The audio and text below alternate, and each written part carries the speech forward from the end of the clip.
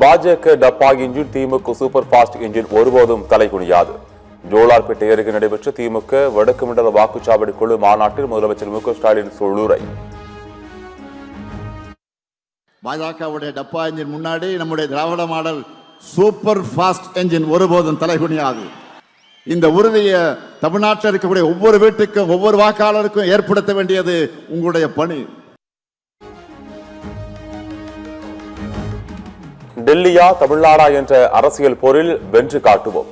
கடந்த தேர்தலை விட அதிக இடங்களை கைப்பற்றி திமுக மீண்டும் ஆட்சி அமைக்கும் என மு க ஸ்டாலின் உறுதி.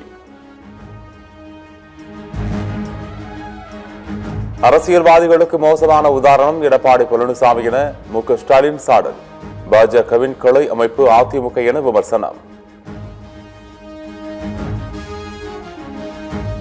திமுகவில் இணைந்தார் அதிமுக முன்னாள் அமைச்சர் நிலோஃபர் கபில். திருப்பத்தூர் மாநாட்டில் முதலமைச்சர் ஸ்டாலின் முன்னிலையில் நிலோஃபர் கபில் திமுகவில் ஐக்கியம்.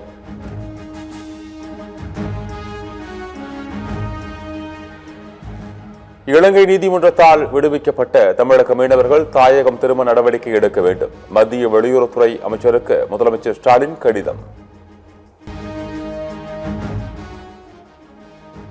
மின்கம்பி அறுந்து விழுந்ததில் சென்னை கடற்கரை தாம்பரம் மின்சார ரயில் சேவை 40 நிமிடங்கள் பாதிப்பு. மாலை நேரத்தில் ரயில் சேவை முடங்கியதால் ஆயிரக்கணக்கான பயணிகள் அவதி.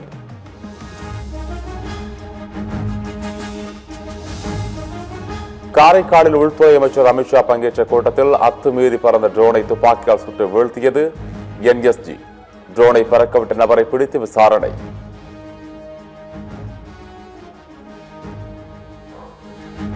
காரைக்கால் கூட்டத்தில் முதலமைச்சர் ரங்கசாமி என்று அமித்ஷா பேசியதை நாராயணசாமி என்று மொழிபெயர்த்ததால் குழப்பம். மொழிபெயர்ப்பாளரின் சொதப்படால் அமித்ஷா டென்ஷன். முதலமைச்சராக இருக்கக்கூடிய திரு நாராயணசாமி அவர்கள் நமக்கு இங்கே சிறப்பாக ஆட்சியை அளித்துக் கொண்டிருக்கின்றார். ரங்கசாமி அவர்கள் இங்கே மிக சிறப்பாக गलत बोल रहे भाई. रंगास्वामी ने नारायण सामी गड्ढा कर गए थे. मतलब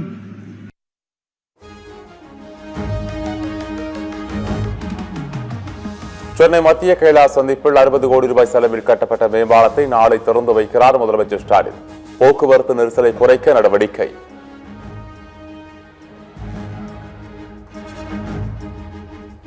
திருச்சி அரசு மருத்துவமனையில் திருடுபோன பச்சிளம் குழந்தையை 7 மணி நேரத்தில் மீட்டது போலீஸ்.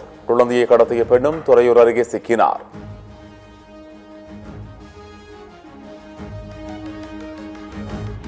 திமுக பேச்சாளர் சிவாஜி கிருஷ்ணமூர்த்திக்கு 3 ஆண்டுகள் சிறை விதித்து சென்னை எழும்பூர் நீதிமன்றம் தீர்ப்பு. ஆளுநர் ஆர் என் ரவி நடிகை குஷ்பு தொடர்பான ஆபாசமாக பேசினார் என குற்றச்சாட்டு.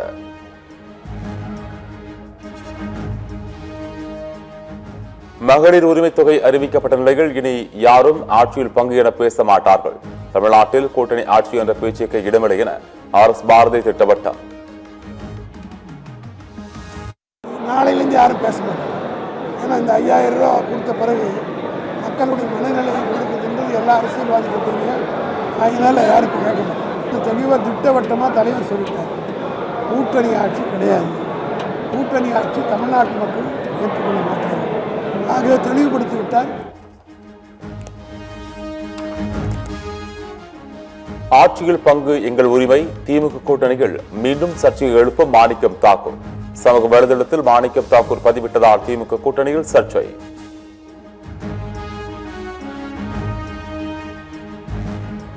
மக்களை காப்போம் தமிழகத்தை மீட்பும் சுற்றுப்பயணத்தை வரும் 21ஆம் தேதி மீண்டும் தொடங்குகிறார் எடப்பாடி பழனிசாமி.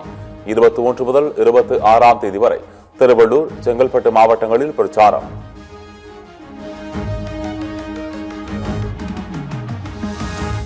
சேலத்தில் தாவேக தலைவர் விஜய் பொதுக்கூட்டத்தில் உயிரிழந்த சுராஜ் உடல் பல்வேறு போராட்டத்திற்கு பிறகு உறவினர்களிடம் ஒப்படைப்பு. 5 லட்சம் ரூபாய் நிதி உதவி மற்றும் 2 குழந்தைகளின் படிப்பு செலவை ஏற்பதாக தாவேக உறுதி.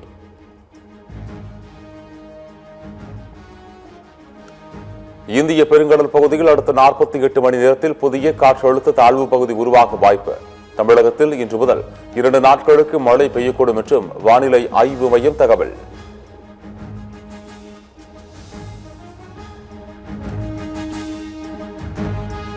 தாவேக தலைவர் விஜயின் அரசியல் பாணி மோடி மஸ்தான் வேலையை போல இருக்கிறது. சபாநாயகர் அப்பாவு விமர்சனம்.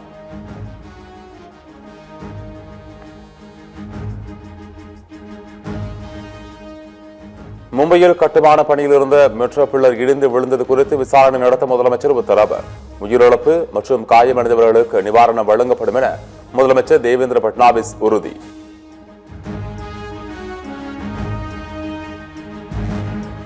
நாட்டின் சிறிய நகரங்களில் மின்சார பேருந்துகளை இயக்க மத்திய அரசு நடவடிக்கை. அசாமில் நடைபெற்ற விழாவில் பிரதமர் மோடி பேச்சு.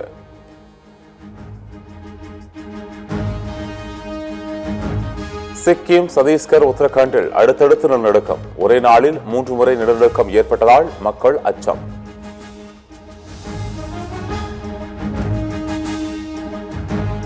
இத்தாலியில் தொடரும் மழையால் பல்வேறு இடங்களில் வெள்ளப்பெருக்கு. வெள்ளத்தில் சிக்கிய மக்களை மீட்டு பாதுகாப்பான இடங்களில் தங்க வைக்க நடவடிக்கை.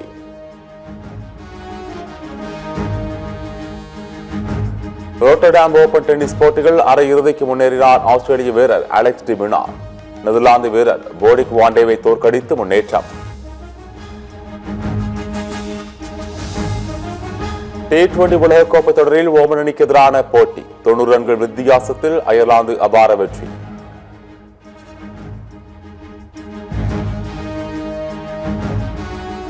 T20 உலகக்கோப்பை தொடரில் ஸ்காட்லாந்தை வீழ்த்தியது இங்கிலாந்து அணி. 5 விக்கெட் வித்தியாசத்தில் இங்கிலாந்து அணி வெற்றி.